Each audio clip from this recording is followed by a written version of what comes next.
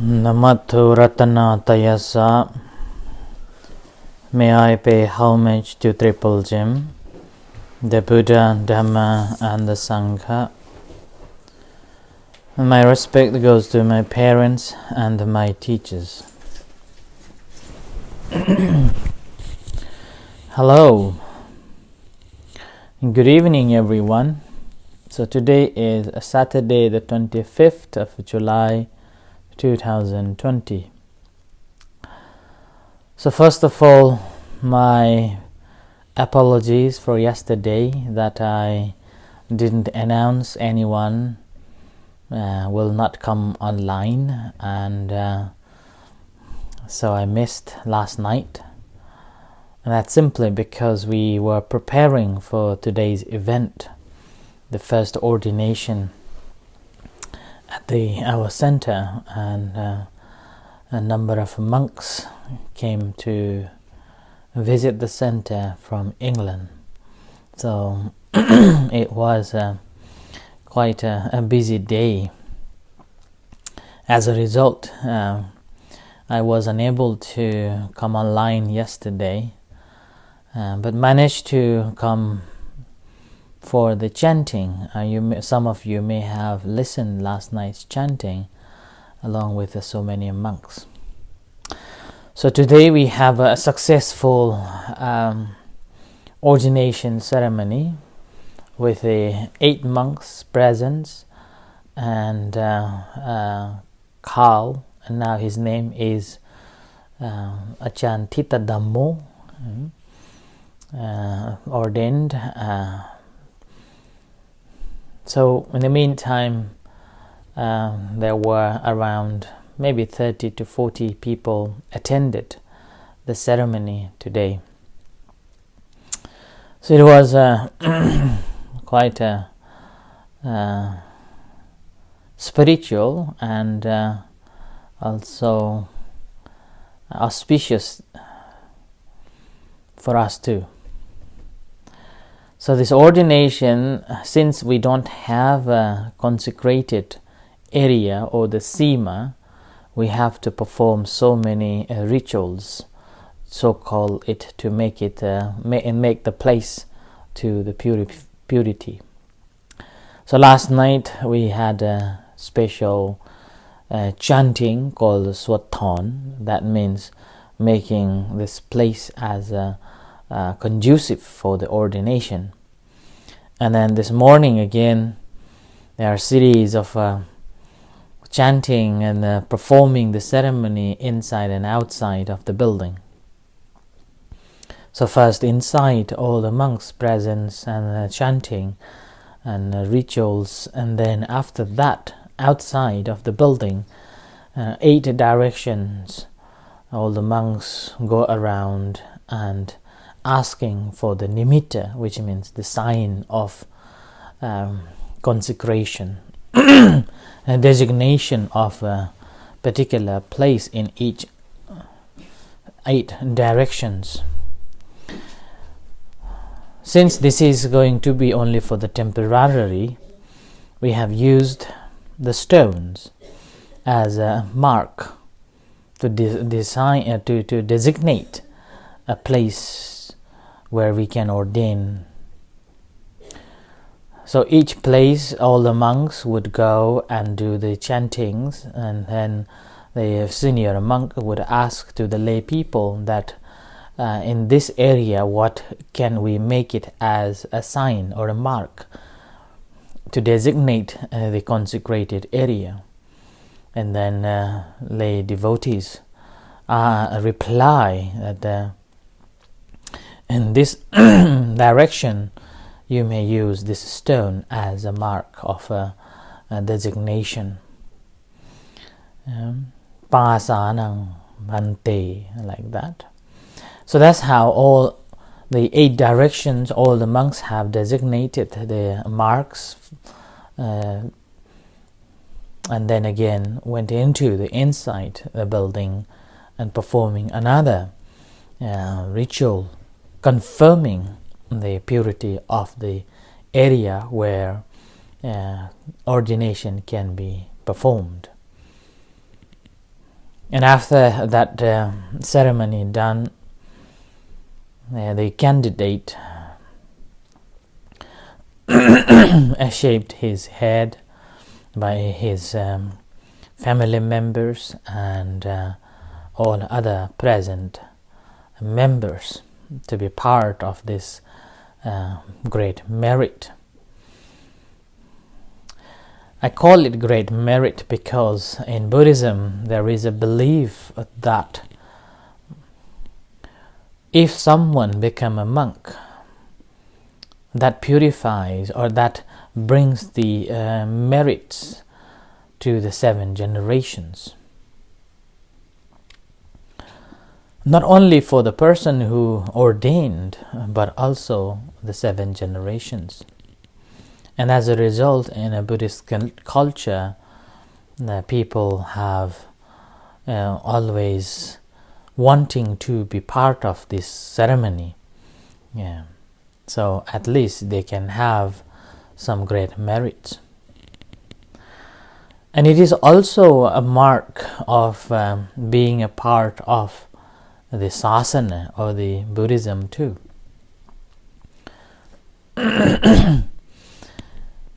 There was a story at the time of the King Asoka, the Emperor Asoka, who was the king after Buddha passed away for around 300 years later. After he gave up going into the wars, but governed the country with the Dhamma, the teachings, and the morality, and then he sponsored and protected, become a patronage of the Buddhism, and supported immensely in India at that time. And he also supported the Third Buddhist Council, and which sent 9 different missionaries in different parts of the world at that time. And one of them went to Thailand and Burma, and another one went to Sri Lanka, and the rest other 7 went in different directions. And with this mission that King Asoka sent into different parts of the world at that time preserved the Buddhism to survive and until now, which passed down until to us. If he didn't have done that, the missionary work, Buddhism would have died immediately after his death because of the Muslim Turks invasion in India, and later on the Hindu influence and Hindu domination, and Hindu priests and the rulers punished or even killed the Buddhist monks at that time. So with that, Buddhism completely destroyed and disappeared from India for so many centuries. But Buddhism survived in other parts of the world where King Asoka sent the missionaries, and particularly in Sri Lanka and so-called Suvarna Bhumi, which nowadays known as Thailand and Myanmar. So they managed to survive and protect Buddhism. And that's how later on again Buddhism spread throughout the world once again. So during that time of the King Asoka was supporting Buddhism so much. And later he also wanted to be part of the religion, and he went up to the senior monk and asked, I have built 84,000 temples. That's how the India Vihara is known as the Vihara, and that's based on King Asoka's work of building the Viharas, the temples around that area. I have built this 84,000 temples and supported the Buddhism and sent this mission and then supporting the Buddhism so much. How can I be part, or how can I own the part of the religion? this Buddhism. And senior monk said that as long as you haven't offered your blood or your son or daughters to the sasana, which means the teachings of the Buddha, then you are still not the part of it. You will not get it, despite of your great support. So having heard so, he approached the Prince Mahinda and then Princess and both Princess Sangamita, and then they both, after the king approached, they were the legend says that they had been thinking about becoming a monk, but waited for the king's confirmation. So as soon as king approached, they were so glad, so they become the monk and the nun. And after that, it is said that he become the owner of, or a part of this owning the religion, or the so-called Buddhism, becoming a part of Buddhism. And which again later Sangamita and Prince Mahinda later become well versed in teachings, and also believe that become Arahat, who traveled to spread Buddhism in Sri Lanka after the Third Council. So they were the pioneer monks and nuns to establish Buddhism in Sri Lanka. And that's why it is also known as auspicious, and becoming the part of this so-called dispensation of Buddhism. And not only the time of the king Asoka, if we go back during the time of the Buddha, at that time as well, the king Pasandi wanted to be a part of the Buddha's family lineage. So he wanted to marry someone from the Buddha's birthplace, Kapilavastu. So, as being a mighty king at that time, he requested from the small kingdom of Kapilavastu to send a prince. And that's how he also wanted to be part of the belonging to the Buddha's lineage. So that's how it's been a tradition that all the Buddhists should become a monk once in their lifetime, just to be part of it, just to be part of the lineage of the Buddha. And it's which been a tradition in Thailand that every Buddhist man should become a monk once in their lifetime, whether it's a short term or a longer term.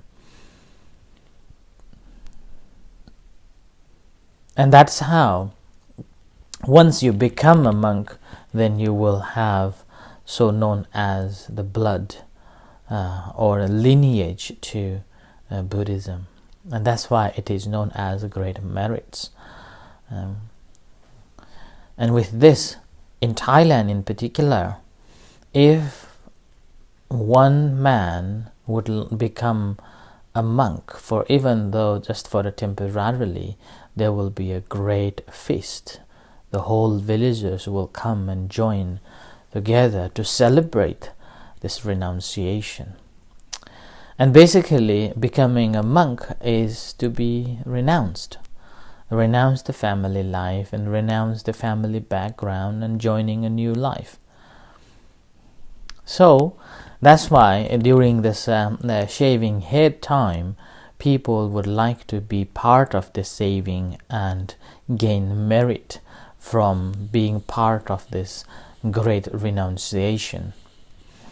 And as we know, the renunciation is not easy job. It's a really difficult one. Sometimes people would like to become a monk, but they cannot due to certain reasons, maybe because of their having infectious diseases, or not having monks to perform the ceremonies and not having this consecrated sima and so, or also royal duty and responsibilities at home, and the parents would not permit, or the son or daughters will not permit to become a monk, and such and such. Most importantly, Buddhists believe that to become a monk, you have to have accumulated certain amount of merits or perfections from the past, and only then you will have this easy chance to become a monk. But having said so, although you didn't have in the past, if you have changed your attitude and strong desire to be a monk, there is a possibility that you can be a monk too, for even a certain period of time. And even having a robe, also believed in Buddhist culture that if someone would like to become a monk, they should have done or offered a robe once in their lifetime. So with that, they will never be so known as no clothes in their any lives. Further on, whenever there is a thirst or desire to become a monk at that time, and it will be easy to get the robes when you become a monk. So like that. But anyway, so after this shaving ceremony, and this newly shaved candidate known as a Naga would approach to the parents asking for permission and forgiveness. And this is also a very important part. Sometimes the candidate, although desire to become only temporarily a monk, but after they have studied Buddhism and practice meditation, sometimes they live forever. So that's why that is the crucial moment of asking for forgiveness from parents.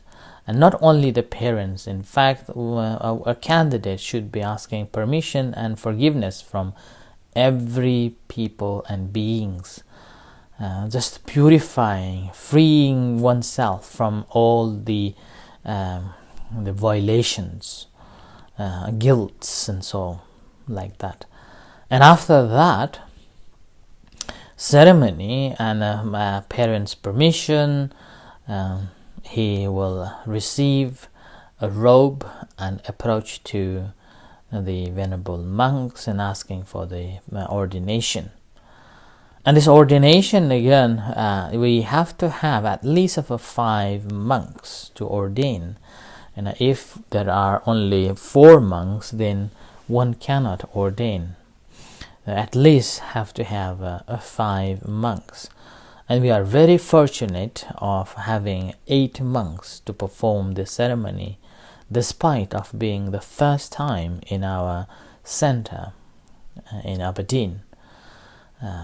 And this 8 monks, group of 8 monks of this Sangha, the candidate approach and asks for the ordination, saying Esa hang bhante suchira paraniputam pitam bhagavantang, something like that, and which is in Pali, and that basically requesting for the ordination.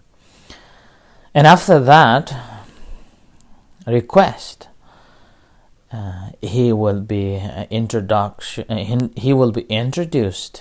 the basic meditation known as the Taca Panchaka, which is the contemplation of hair of the head, hair of the body, nails, teeth, and the flesh, or the skin. So these are 5 basic meditation tools given for every single monks before one becomes a monk. So this is the practice given, and after a candidate has received this instruction, and he would be given the robe to get ready, and he would go back to the room and get ready and wearing the robes properly, and comes back to the Sangha, to the community, asking for the precepts and also asking for the ordination of a higher ordination. And ordination, during the asking for the precepts again, it's not the Sangha who would be the responsible, but the one so known as the Kammavacachan, the second teacher, will give the 10 precepts and then approach to the Sangha back again. And the Sangha will perform this ceremony and the ritual known as the democratic way of accepting a new candidate into the Sangha. At that time, the preceptor, known as Upajjhaya, is like a father now. So he is the father in the spiritual way. So he would again ask the Sanghas, all the monks' permission to ordain this new candidate. And to do that, he will appoint 2 monks to investigate the candidate's purity. And that's how the ceremony goes on, asking whether the candidate has got any infectious diseases or any other debts, or whether he is a human or not, whether he is a man or not, like that. And after independently investigated, these 2 monks again will go back and inform to the venerable Sangha community, and then the Sangha community allows the candidate come into further investigation. And during this time again, if any monks objects, then the ceremony needs to be stopped at that time and further investigation goes on. And once he approached and the Sangha community didn't oppose for it, then in front of the Sangha, and further investigation goes on, asking all the questions to the candidates, and a candidate has to answer all those, and that's how he will become a purified and well investigated candidate. And after that, the venerable Upajjhaya or the preceptor then announced to the Sangha for acceptance, and the 2 monks will announce in front of the Sanghas that now he has been investigated, he is purified, he has got the robe and the bowl, and now he is ready to be a monk. So now, venerable monks, would you please accept him as a monk? And with this, the Sangha would simply accept him as saying the sadhu, and that's how one becomes a monk and fulfills the ceremony. And the Upajjhaya then further give so known as anusad, which is things can be done and things cannot be done. So this is the basic rituals that we have. And at the end of the day, what we have to understand that this is the renunciation, and the renunciation is the main theme of the whole this ritual. And to do this, and as you may have seen, the activities and preparation going on at the center in such a wonderful way. And even though we have been preparing for so many days, compared to other temples and other parts of the world, it's very, very tiny, and yet it's elegant, and really seriously done with a great faith and confidence. And meanwhile, so many people have contributed and offered their help to making food, offering financially for the monks' travel, their accommodation, flower arrangement, and even coming and helping preparation, so all sort of things. So that's why it's a communal work as well. And most importantly, a candidate he simply has taken this new path the path to the liberation through the renunciation. Now, this is the basic these rituals that we have performed today with great faith and confidence, and with honor. This has been performed successfully. So I just want to give you the basic what's happened today at the center, rather than talking any teachings so we have been following in the past. So I end today here giving you the background of today's ceremony of ordination and how in Theravada Buddhism we perform the ceremony. So with this, may you all be happy, successful, stay safe, and may be well and happy, peace and healthy, both mind and body. And at the end also would like to thank you everyone for your all support and help today for this successful event to happen. So may the Buddha bless you. So now in a few minutes time we will have a chanting and guided meditation. You're most welcome to join with us. Until then, thank you and see you.